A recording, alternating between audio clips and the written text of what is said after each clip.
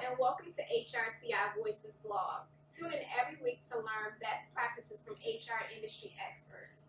My name is Taria Mahoney, the Digital Marketing Manager here at HR Certification Institute, and our guest for today is Ms. Linda Anguish, Director of Certification Products, who is a SPHR or GPHR. Welcome, Linda. Thank you. And today our topic of discussion is competencies. So let's get started. So Linda, what exactly is a competency? Well, competency is simply the knowledge, skills, and abilities that one needs in order to perform effectively in a certain role or job.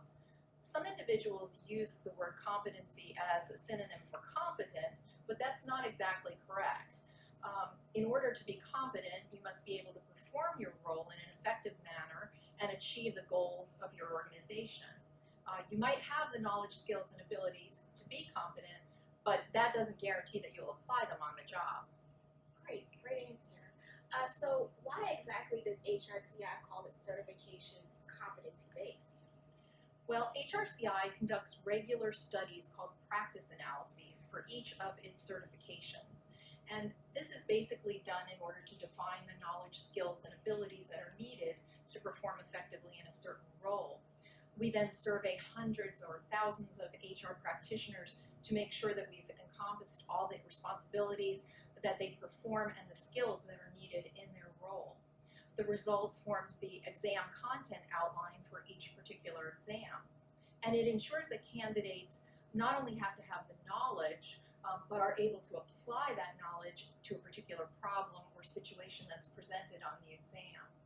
This is why most of our certifications have an experience requirement to make sure that our candidates have the opportunity to demonstrate their judgment and critical thinking skills and other things that they've learned on the job, not just something that they've read in a book. Great answer, thank you. Can you go into more detail of what exactly is a competency model for our audience today? Sure. Well, competency model is really a framework of the knowledge, skills, and abilities, as we've discussed, for a particular role. One of the most controversial things about competency models, though, is they're really one-size-fits-all for a given profession or even role. Within the HR profession itself, there are multiple competency models. One of the most well-known is the HR competency study led by Dave Ulrich and Wayne Brockbank. It's currently in its 7th iteration. Additionally, there are organizations that have defined their own competency models based on the knowledge, skills, and abilities that are required within their particular environment.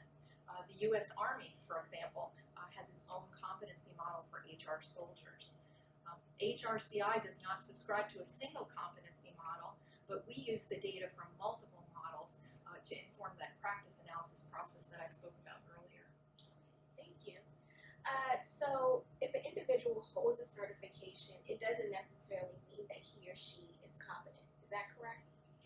Yes, although there certainly is research that shows that HRCI certified individuals perform at a higher level and have a positive impact on the results of their organization as compared to their non-certified peers.